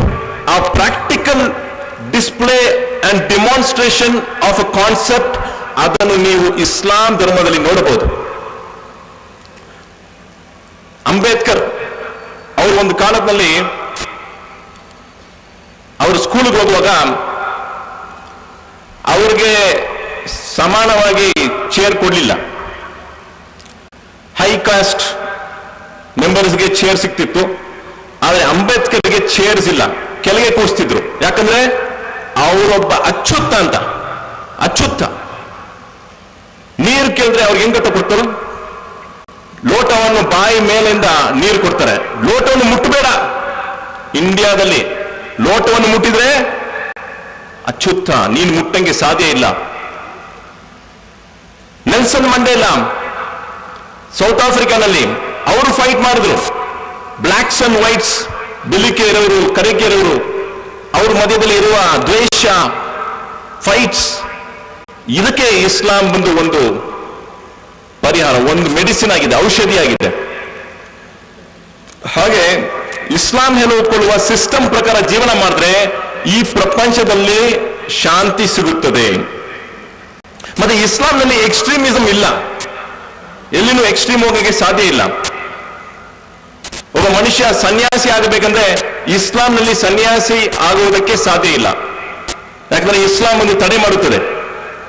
ಪ್ರವಾದಿ ಮೊಹಮ್ಮದ್ ಸಲ್ಲಲ್ಲಾಹು ಅಲೈಹಿ ವಸಲ್ಲಂ ಅವರನ್ನು ಭೇಟಿಯಾಗಕ್ಕೆ 3 ಬರುತ್ತಾರೆ. ಆ 3 ಬಂದು ಪ್ರವಾದಿ ಮೊಹಮ್ಮದ್ ಸಲ್ಲಲ್ಲಾಹು ಅಲೈಹಿ ವಸಲ್ಲಂ ಅನ್ನು ನೋಡ್ತಾರೆ. ಪ್ರವಾದಿ ಮೊಹಮ್ಮದ್ ಸಲ್ಲಲ್ಲಾಹು ಅಲೈಹಿ ವಸಲ್ಲಂ ನಮಾಜ್ ಮಾಡ್ತಾರೆ, ಮದುವೆ ಮಾಡಿದ್ದಾರೆ, ತಮ್ಮ ಹೆಂಡತಿ ಜೊತೆಗೆ ಇರ್ತಾರೆ, ವ್ಯಾಪಾರ ಮಾಡುತ್ತಾರೆ. ಇವೆಲ್ಲವನ್ನು ನೋಡಿಬಿಟ್ಟು ಆ 3 ಹೇಳ್ಕೊತಾರೆ. ಅದರಲ್ಲಿ ಒಬ್ಬ ಹೇಳ್ಕೊತಾನೆ, ಪ್ರವಾದಿ ಹೇಗಿದ್ರು ಸ್ವರ್ಗಕ್ಕೆ ಹೋಗುವರು, ನಾವು ಅಧಿಕ ಮಾಡಬೇಕು. ಅದ್ರಲ್ಲಿ ಒಬ್ರು ಹೇಳ್ಕೊಳ್ತಾರೆ, ನಾನು ಮದುವೆನೇ ಮಾಡ್ಕೊಳ್ಳಲ್ಲ ಅಂತ. ಇನ್ನೊಬ್ಬ ಹೇಳ್ಕೊಳ್ತಾನೆ, ನಾನು ರಾತ್ರಿ ಹೊತ್ತು ನಾನು ನಿದ್ದೆನೇ ಮಾಡೋದಿಲ್ಲ, ಸದಾ ದೇವನ ಆರಾಧನೆ ಮಾಡ್ಕೊಂಡಿರ್ತೀನಿ ಅಂತ. ಮತ್ತೊಬ್ಬ ಹೇಳ್ಕೊಳ್ತಾನೆ, ನಾನು ದಿನಕ್ಕೂ ಉಪವಾಸ ಮಾಡುತ್ತೇನೆ ಅಂತ ಹೇಳ್ಕೊಳ್ತಾನೆ. ಅವಾಗ ಈ ವಿಷಯ ಪ್ರವಾದಿ ಮೊಹಮ್ಮದ್ ಸಲ್ಲಲ್ಲಾಹು ಅಲೈಹಿ ವಸಲ್ಲಂಗೆ ಗೊತ್ತಾದ ಮೇಲೆ ಆ 3 ಭೇಟಿಯಾಗಿ ಪ್ರವಾದಿ ಮೊಹಮ್ಮದ್ ಸಲ್ಲಲ್ಲಾಹು ಅಲೈಹಿ ವಸಲ್ಲಂ ಕೇಳ್ಕೊಳ್ತಾರೆ, ನೀವು ಹೀಗೆ ಹೇಳಿದ್ರ? ನೀವು ಹೀಗೆ ಹೇಳಿದ್ರೆ ನೀವು ನಮ್ಮನ್ನು ಸೇರಿದವರಲ್ಲ. ಮತ್ತೆ ಹೇಳ್ಕೊಳ್ತಾರೆ, ನಾನು ಮದುವೆ ಮಾಡ್ಕೊಂಡಿದ್ದೀನಿ, ಮದುವೆ ಮಾಡ್ಕೊಂಡು ನಾನು ಹೆಂಡತಿ ಜೊತೆ ಜೀವನ ಮಾಡ್ಕೊಂಡಿದ್ದೀನಿ. ನಿಮ್ಮ ಹೆಂಡತಿಗೆ ಮಾಡಬೇಕಾಗಿದ್ದ ಕರ್ತವ್ಯವನ್ನು ನೀವು ಮಾಡಿ. ಮತ್ತೆ ನಾನು ರಾತ್ರಿ ಹೊತ್ತು ನಿದ್ದೆ ಮಾಡುತ್ತೇನೆ, ಮತ್ತೆ ಕೆಲವು ಕ್ಷಣಗಳು ದೇವನಿಗೂ ಆರಾಧನೆ ಮಾಡುತ್ತೇನೆ. ನಿಮ್ಮ ಕಣ್ಣಿಗೆ ಮಾಡಬೇಕಾಗಿದ್ದ ಕರ್ತವ್ಯವನ್ನು ಮಾಡಿ. ಮತ್ತೆ ಪ್ರವಾದಿ ಹೇಳ್ಕೊಳ್ತಾರೆ, ನಾನು ಕೆಲವು ದಿನ ಉಪವಾಸ ಇಡುತ್ತೇನೆ, ಕೆಲವು ದಿನ ಉಪವಾಸವನ್ನು ಬಿಡುತ್ತೇನೆ. ನಿಮ್ಮ ದೇಹಕ್ಕೆ ಮಾಡಬೇಕಾಗಿದ್ದ ಕರ್ತವ್ಯವನ್ನು ನೀವು ಮಾಡಿ. ಇದು ಇಸ್ಲಾಂ. ಇಸ್ಲಾಂನಲ್ಲಿ ಎಕ್ಸ್ಟ್ರೀಮಿಸಂ ಇಲ್ಲವೇ ಇಲ್ಲ. ಈ ಕಡೆನೂ ಹೋಗೋದಿಲ್ಲ, ಆ ಕಡೆನೂ ಹೋಗೋದಿಲ್ಲ. ಕರೆಕ್ಟಾಗಿ ವಸತ, ನಿಮ್ಮನ್ನು ನಾವು ಮಿಡಲ್ ಪಾತ್, ಮೀಡಿಯಂ ಪೀಪಲ್ ಆಗಿ ನಿಮ್ಮನ್ನು ನಾವು ಸೃಷ್ಟಿ ಮಾಡಿದ್ದೇವೆ ಎಂದು ದೇವನು ಹೇಳ್ಕೊತಾನೆ ಮುಸಲ್ಮಾನರ ಬಗ್ಗೆ. ಹಾಗೆ ಮುಸಲ್ಮಾನರು ಯಾವತ್ತಿಗೂ ಎಕ್ಸ್ಟ್ರೀಮಿಸಂ ಆಗೋಕ್ಕೆ ಸಾಧ್ಯ ಇಲ್ಲ. ಇವತ್ತಿಗೆ ಹಲವಾರು ಮನುಷ್ಯರ ಮನಸ್ಸಿನಲ್ಲಿ ಬರುವುದು, ಇಷ್ಟೆಲ್ಲ ಶಾಂತಿಯಾಗಿದೆ ಇಸ್ಲಾಂ, ಮತ್ತೆ ಹೇಗೆ ನ್ಯೂಸ್ ಪೇಪರ್ನಲ್ಲಿ ನಾವು ಭಯೋತ್ಪಾದನೆ ಬಗ್ಗೆ ನಾವು ಕೇಳುತ್ತೇವೆ ಅಂತ. ಅದು ಹೇಗೆ ಸಾಧ್ಯ? ಶಾಂತಿ ಧರ್ಮ ಅಂತ ಹೇಳ್ಕೊಳ್ತೀವಿ, ಮತ್ತೆ ಭಯೋತ್ಪಾದನೆ ಅದೇ ಹಾಗೆ ಬಂತು. ಕುರಾನಿನ ಒಂದು ಆಯತು 5ನೇ ಅಧ್ಯಾಯ 32ನೇ ಆಯತ್ನಲ್ಲಿ ದೇವರು ಹೇಳ್ತಾರೆ, ಮನ್ ಕತಲ ನಫ್ಸನ್ ಬಿಗೈರಿ ನಫ್ಸಿನ್ ಔ ಫಸಾದಿನ್ ಫಿಲ್ ಅರ್ದಿ ಫಕಅನ್ನಮಾ ಕತಲ ನಾಸ ಜಮಿಯಾ ಮನ್ ಅಹ್ಯಾಯಹಾ ಫಕಅನ್ನಮಾ ಅಹ್ಯಾ ನಾಸ ಜಮಿಯಾ. ಯಾವ ಒಬ್ಬ ವ್ಯಕ್ತಿಯನ್ನು ಅನ್ಯಾಯವಾಗಿ ಕೊಂದರೆ ಪ್ರಪಂಚದಲ್ಲಿರುವ ಎಲ್ಲಾ ಮನುಷ್ಯರನ್ನು ಕೊಲ್ಲುವುದಕ್ಕೆ ಸಮ. ಯಾವ ಒಬ್ಬ ವ್ಯಕ್ತಿಯನ್ನು ಕಾಪಾಡಿದರೆ ಪ್ರಪಂಚದಲ್ಲಿ ಇರುವ ಎಲ್ಲಾ ವ್ಯಕ್ತಿಗಳನ್ನು, ಎಲ್ಲಾ ಮನುಷ್ಯರನ್ನು ಕಾಪಾಡೋದಕ್ಕೆ ಸಮ. ಹೀಗಾಗಿದೆ ಇಸ್ಲಾಮಿನ ಸಂದೇಶ. ಭಯೋತ್ಪಾದನೆ ಆಗಲಿ, ಎಕ್ಸ್ಟ್ರೀಮಿಸಂ ಆಗಲಿ ಇಸ್ಲಾಂನಲ್ಲಿ ಇಲ್ಲವೇ ಇಲ್ಲ. ಆದ್ರೆ ಮುಸಲ್ಮಾನರಲ್ಲಿ ಎಕ್ಸ್ಟ್ರೀಮಿಸಂ ನೀವು ನೋಡ್ಬೋದು. ಹೇಳಿದ್ರು ನಿಂಬೆಹಣ್ಣು ಬಗ್ಗೆ ಮಾತಾಡಿದ್ರು. ಮುಸಲ್ಮಾನರಲ್ಲಿ ನಿಂಬೆಹಣ್ಣು ಮಾರ್ತಾರೆ ಅಂತ. ಮುಸಲ್ಮಾನರಲ್ಲಿ ನಿಂಬೆಹಣ್ಣು ಮಾರೋರು ಮಾತ್ರ ಇಲ್ಲ, ಹೊಸ ಗಾಡಿ ತಗೊಂಡ್ರೆ ಡೈರೆಕ್ಟ್ ಆಗಿ ಹೋಗ್ತಾರೆ ದರ್ಗಾಗೆ. ನಿಂಬೆಹಣ್ಣು ತಗೊಂಡು ಟೈರ್ ಕೆಳಗಡೆ ಇರ್ತಾರೆ. ಟೈರ್ ಕೆಳಗಡೆ ಇಟ್ಬಿಟ್ಟು ಆಮೇಲೆ ಗಾಡಿಯನ್ನು ಸ್ಟಾರ್ಟ್ ಮಾಡಿ ಆಮೇಲೆ ಅವ್ರಿಗೆ ಸಂತೋಷ ಆಗುತ್ತೆ, ಇವತ್ತಿಗೆ ನಮ್ಗೆಲ್ಲ ಒಳ್ಳೇದು ನಡೆಯುತ್ತಂತ. ನಿಂಬೆಹಣ್ಣನ್ನು ಏನ್ ಮಾಡ್ಬೋದು? ಜ್ಯೂಸ್ ಮಾಡಿ ಕುಡಿಬೋದು, ದೇಹಕ್ಕೆ ಒಳ್ಳೇದು. ಟೈರ್ಗೆ ಹಾಕಿದ್ರೆ ಏನು ಪುಣ್ಯ ಆಗುತ್ತೆ? ಟೈರ್ಗೆ ಜ್ಯೂಸ್ ಬೇಕಿದ್ಯಾ? ಟೈರ್ಗೆ ಜ್ಯೂಸ್ ಬೇಕಿದೆ. ಅದಕ್ಕೆ ನಾನು ಇದು ಹೇಳ್ತೀನಿ, ನೀವು ಯಾರು ಕಷ್ಟಪಡಬೇಡಿ. ಯಾನ್ರಪ್ಪ ಉಮರ್ ಶರೀಫ್ ಯಾಕೆ ಹಿಂಗ್ ಮಾತಾಡ್ತಾರೆ ನಿಂಬೆಹಣ್ಣು ಬಗ್ಗೆ, ಅದ್ರ ಬಗ್ಗೆ, ಇದ್ರ ಬಗ್ಗೆ ಅಂತ. ನಾವು ಒಂದು ಕಾಲ ಎಲ್ಲ ಮಾಡಿ ಬಿಟ್ಟವರು, ಒಂದು ಕಾಲ ಇದಕ್ಕಿಂತ ಜಾಸ್ತಿ ಮಾಡಿ ಬಿಟ್ಟವರು ನಾವು. ನಮಗೆ 5 ಬಾರಿ ನಮಾಜ್ ಇದೆ ಅಂತಾನೆ ಗೊತ್ತಿರಲಿಲ್ಲ. 5 ಬಾರಿ ನಮಾಜ್ ಇದೆ ಅಂತ ನಮ್ಗೆ ಗೊತ್ತಿರಲಿಲ್ಲ. ಕರ್ಕೊಂಡು ಹೋಗ್ತಾರೆ ಥರ್ಸ್ಡೇ ನೈಟ್ ಆದ್ರೆ ತವಕ್ಕಲ್ ಮಸ್ತಾನ್ ದರ್ಗಾ, ಅಲ್ಲಿ ಕರ್ಕೊಂಡು ಹೋಗೋರು. ಅಲ್ಲಿ ಹೋಗಿ ನಾವು ಬಂದು ಏನೋ ಮಾಡ್ತಾರೆ, ಎಲ್ಲರೂ ರೌಂಡ್ ಮಾಡ್ತಾರೆ, ನಾವು ರೌಂಡ್ ಮಾಡ್ತೀವಿ. ಏನೋ ಕಾಯಿಲೆ ರೋಗ ಏನೋ ಆಗ್ಬಿಟ್ರೆ ಕರ್ಕೊಂಡು ಹೋಗ್ತಾರೆ.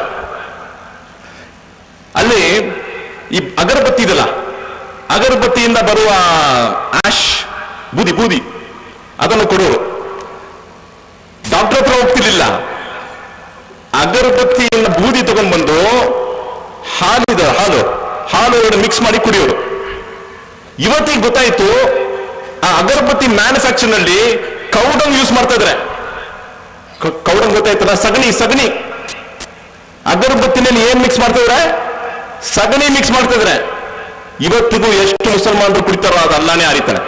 ನಮ್ಮ ಹೊಟ್ಟೆಗಳೆಲ್ಲ ಹೋಗಿದೆ, ದೇವರ ಹತ್ರ ನಾವು ಕ್ಷಮಾಪಣೆ ಕೇಳ್ಕೊಂಡಿದ್ದೀವಿ. ಇದು ಇಸ್ಲಾಂಗೆ ದೂರವಾಗಿದೆ.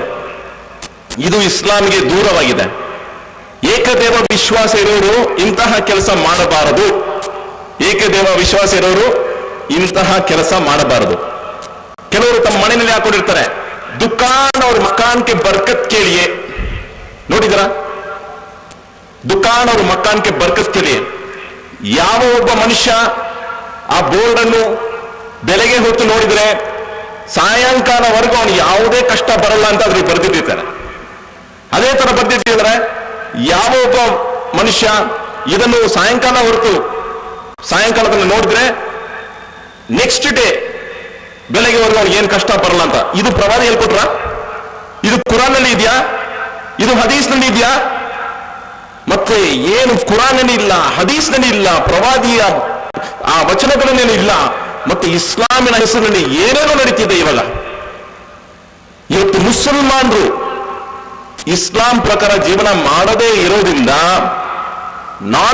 ಮುಸ್ಲಿಮೇತರರಿಗೆ ಅವರಿಗೆ ಕನ್ಫ್ಯೂಷನ್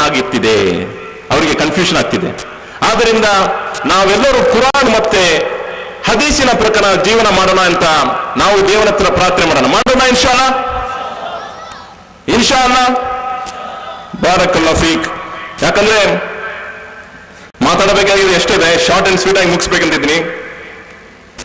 ನೋಡಿ, ನಮ್ಮನ್ನು ನೋಡಿದ ತಕ್ಷಣ ಕೆಲವರು ಅನ್ಕೊಂಡ್ಬಿಡ್ತಾರೆ, ಇವರು ಮುಸಲ್ಮಾನರು ಗಟ್ಟಾಪಿಟ್ಟಿದ್ದಾರೆ, ಹೆಂಗಪ್ಪ ಇವತ್ತು ಕನ್ನಡ ಮಾತಾಡ್ತೀರಂತ. ಇವತ್ತವರೆಗೂ ನೀವು ಬರೀ ಉರ್ದುನೇ ಮಾತಾಡ್ತೀರಂತ ನಾವು ಅನ್ಕೊಂಡ್ಬಿಟ್ಟಿದ್ವಿ. ಆದ್ರೆ ನೀವು ಕನ್ನಡ ಕೂಡ ಮಾತಾಡ್ತಿದೀಯಾ ಅಂತ ಕೆಲವರು ಕೇಳ್ಕೊಂಡಿದ್ರು. ನೋಡಿ, ಇಲ್ಲಿ ಇರುವ ಮುಸಲ್ಮಾನರು ಎಲ್ಲ, ಇಂಡಿಯಾನಲ್ಲಿ ಇರುವ ಮುಸಲ್ಮಾನರು ಎಲ್ಲರೂ ಈ ಮಣ್ಣಿನ ಮಕ್ಕಳು. ವೆರಿ ವೆರಿ ಇಂಪಾರ್ಟೆಂಟ್ ವಿಷಯ. ಯಾಕೆ ಹೇಳ್ಕೊಂಡ್ರೆ, ನೀವು ಕಾಶ್ಮೀರಿಂದ ಕನ್ಯಾಕುಮಾರಿ ನೋಡಿ, ಕಾಶ್ಮೀರ್ನಲ್ಲಿ ಇರುವತಕ್ಕ ಮುಸಲ್ಮಾನರು ಒಂದು ಕಾಲದಲ್ಲಿ ಕಾಶ್ಮೀರಿ ಪಂಡಿತ್ ಬ್ರಾಹ್ಮಣರಾಗಿದ್ರು. ಅವರು ಮುಸಲ್ಮಾನರಾಗಿದ್ದಾರೆ. ನೀವು ಇಂಡಿಯಾನಲ್ಲಿ ನೋಡಿ, 628 CE ನಲ್ಲಿ ಮೊಟ್ಟ ಮೊದಲು ಒಂದು ಮಸೂದಿ ಕೇರಳನಲ್ಲಿ ಕೊಡುಂಗಲ್ಲೂರಿನಲ್ಲಿ ಮೊದಲು ಒಂದು ಮಸೂದಿಯನ್ನು ಅದನ್ನ ಕಟ್ಟಿಡುವಾಗ ಅವಾಗ ಇಸ್ಲಾಂ ಬಗ್ಗೆ ಎಲ್ಲರಿಗೂ ಗೊತ್ತಿತ್ತು. ಅಂದ್ರೆ ಕೇರಳದಲ್ಲಿ ಎಲ್ಲರೂ ಮುಸಲ್ಮಾನರಾದ್ರು. ಒಬ್ರು ಅವ್ರ ಹೆಸರು ಮರೆತುಬಿಟ್ಟೆ ಇವಾಗ. ಅಲ್ಲಿರುವ ಕಿಂಗ್ ಬಂದು ಅವ್ರು ಮುಸಲ್ಮಾನ ಅಂದ್ರು, ಎಲ್ಲರೂ ಬಂದು ಮುಸಲ್ಮಾನ ಅಂದ್ರು. ಅದೇ ತರ ನಮ್ಮ ತಮಿಳ್ನಾಡಿನಲ್ಲಿ, ನಾನು ತಮಿಳ್ ಮಾತಾಡ್ತೀನಿ, ನಮ್ಮ ಮನೆಯಲ್ಲಿ ತಮಿಳೇ ಮಾತಾಡೋದು. ಬೇಕಾದ್ರೆ ನಿಮ್ಗೆ ಒಂದು ಸ್ಯಾಂಪಲ್ ಕೊಡೋದು. தமிழ் உங்களுக்கு யாருக்கா புரியுமா? யாருக்கா புரியுமே இருக்காங்க இல்லையா? இருக்கீங்களா? கை காமி பார்ப்போம். நான் பேசுற தமிழ் சரியா இருக்கா, சுத்தமா இருக்கா? பக்கா தமிழன் நானு. எப்படி பக்கா தமிழன் ஆன முடியும்? ஏன்னா எங்க அப்பா எங்க அம்மா எல்லாருமே தமிழ் தான் பேசுவாங்க. எங்க தாத்தா தாத்தா அவங்க எல்லாமே இப்ப நீங்க சொல்லலாம், ಇದು ಕರ್ನಾಟಕ, ನೀನ್ ಯಾಕಪ್ಪ ತಮಿಳ್ ಮಾತಾಡ್ತೀಯಾ? ಹಂಗ ಮಾತಾಡ್ತೀವಿ, ಹಂಗ ಕೂಡ ನಾವು ಮಾತಾಡ್ತೀವಿ. ಅದೆಲ್ಲ ಇಸ್ಲಾಂನಲ್ಲಿ ಇಲ್ಲ.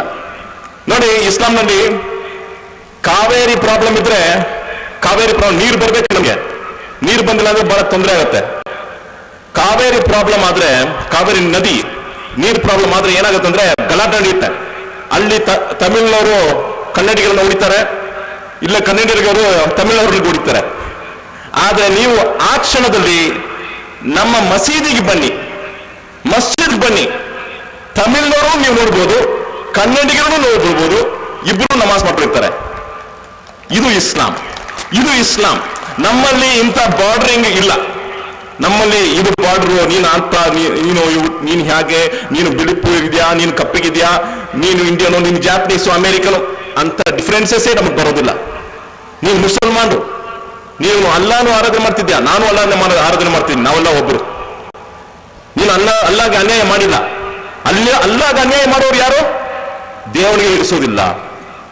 ಹಾಗಾಗಿ ನಾನು ಲಾಸ್ಟ್ ಆಗಿ ಒಂದು ವಿಷಯವನ್ನು ಹೇಳಿ ನಾನು ನನ್ನ ಮಾತನ್ನು ಮುಗಿಸ್ತೀನಿ. ಇವತ್ತುವರೆಗೂ ನೀವು ಎಂತಹ ಪಾಪ ಮಾಡಿದ್ರು, ನೀವು ಒಂದು 60 ವಯಸ್ಸಾಗಿರ್ಬೋದು, 70 ವಯಸ್ಸಾಗಿರ್ಬೋದು, 80 ವಯಸ್ಸಾಗಿರ್ಬೋದು, ನೀವು ಅನ್ಕೋಬಹುದು ನಾನು ಇಷ್ಟು ಪಾಪ ಮಾಡಿದ್ದೀನಿ, ನನ್ಗೆ ಏನಾದ್ರು ಒಳ್ಳೇದು ನಡೀತಾ ಅಂತ. ನೋಡಿ, ದೇವನಿಗೆ ಒಂದು ಹೆಸರಿದೆ.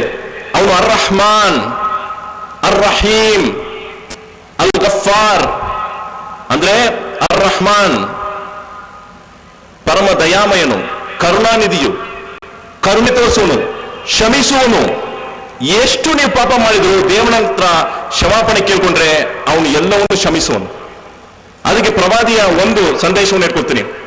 ಒಬ್ಬ ಮನುಷ್ಯ ಒಂದು ಕಾಲದಲ್ಲಿ 99 ಮರ್ಡರ್ಸ್ ಮಾಡ್ತಾನೆ. 99 ಮರ್ಡರ್ಸ್ ಮಾಡ್ತಾನೆ.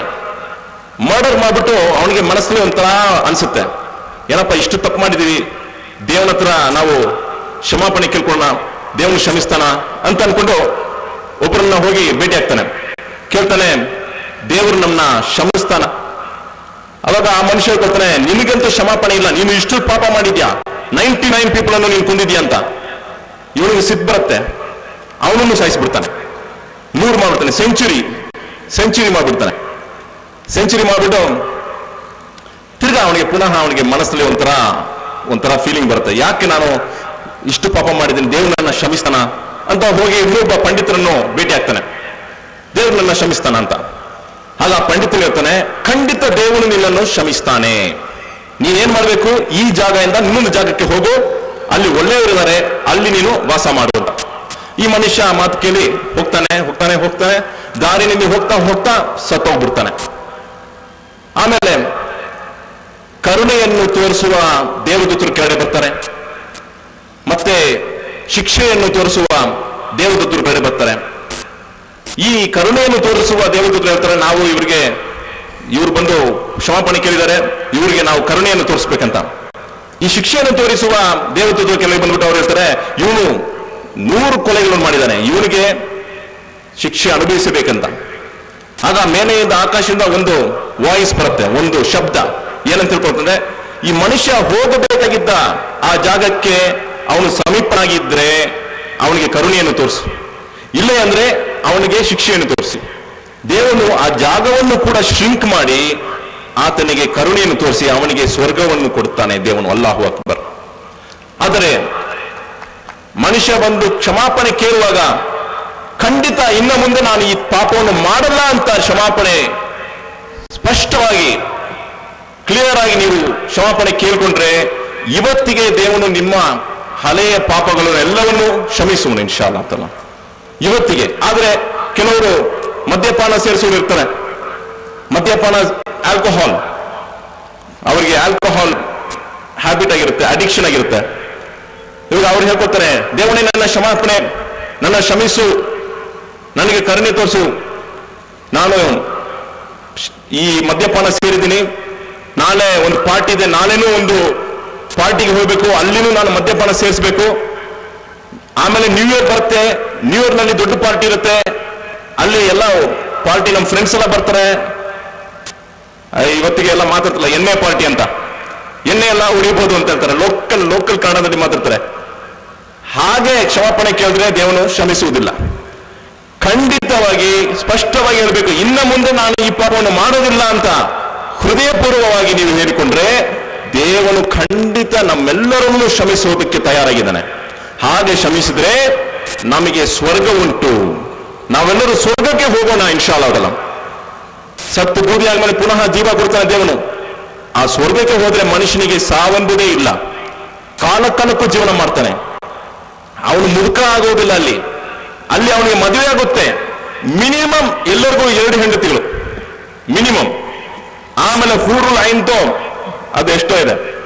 ಮತ್ತೆ ಅವನು ದೊಡ್ಡ ದೊಡ್ಡ ಆಲಯದಲ್ಲಿ ಇರ್ತಾನೆ, ಅಂದ್ರೆ ದೊಡ್ಡ ದೊಡ್ಡ mansions made out of gold and silver, ಬಂಗಾರ, ಮತ್ತೆ ಅವನು ಹಾಕೊಳ್ಳುವ ಡ್ರೆಸ್ಸು ಸಿಲ್ಕ್ ಡ್ರೆಸ್ ಹಾಕೊಂಡಿರ್ತಾನೆ. ಮತ್ತೆ ಇದಕ್ಕಿಂತ ಅಧಿಕವಾದ ಒಂದು ಉನ್ನತವಾದ ಒಂದು ಶ್ರೇಷ್ಠವಾದ ಒಂದು ಎಂಜಾಯ್ಮೆಂಟ್ ಅವನಿಗೆ ಏನಿದೆ ಅಂದ್ರೆ ದೇವನನ್ನು ನೋಡುತ್ತಾನೆ. ದೇವನ ದರ್ಶನ. ಇವಾಗ ಭೂಮಿನಲ್ಲಿ ಅಲ್ಲಿ ಹೋಗ್ತಾರೆ, ಇಲ್ಲಿ ಹೋಗ್ತಾರೆ, ಅಲ್ಲಿ ದೇವನನ್ನು ನೋಡಕ್ಕೆ ಒಬ್ಬ ಮನುಷ್ಯ ಬರ್ತಾನೆ, ಅದನ್ನ ದೇವನ ದರ್ಶನ ಅಂತ ಹೇಳ್ಕೊಳ್ತಾರೆ.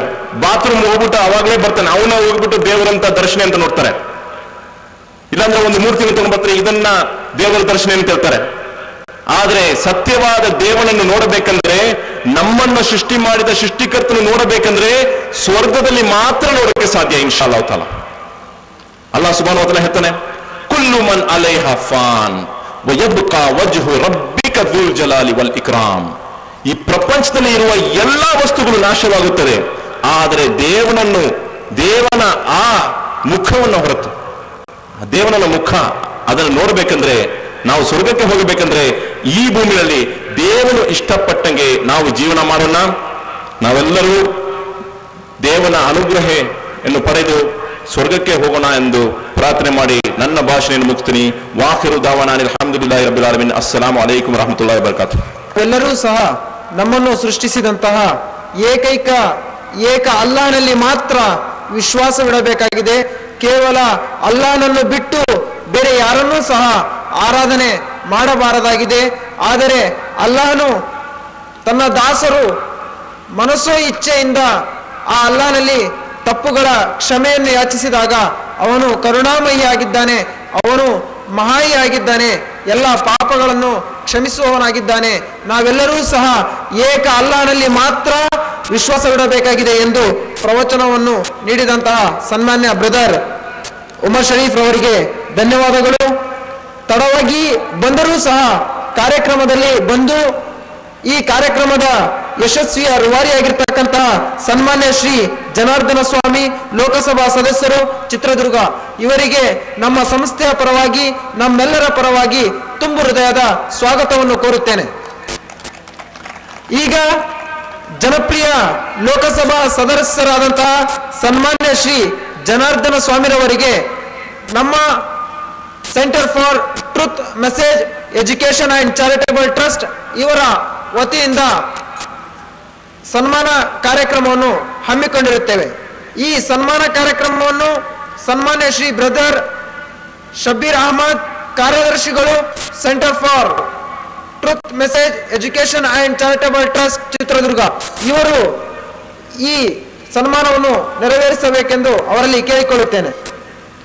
ಸನ್ಮಾನ್ಯ ಶ್ರೀ ಜನಾರ್ದನ ಸ್ವಾಮಿ, ಲೋಕಸಭಾ ಸದಸ್ಯರು, ಚಿತ್ರದುರ್ಗ, ಇವರಿಗೆ ಸನ್ಮಾನ್ಯ ಶ್ರೀ ಬಶೀರ್ ಅಹಮದ್ ರವರು ಸನ್ಮಾನ ಮಾಡಬೇಕೆಂದು ಅವರಲ್ಲಿ ಕೇಳಿಕೊಳ್ಳುತ್ತೇನೆ.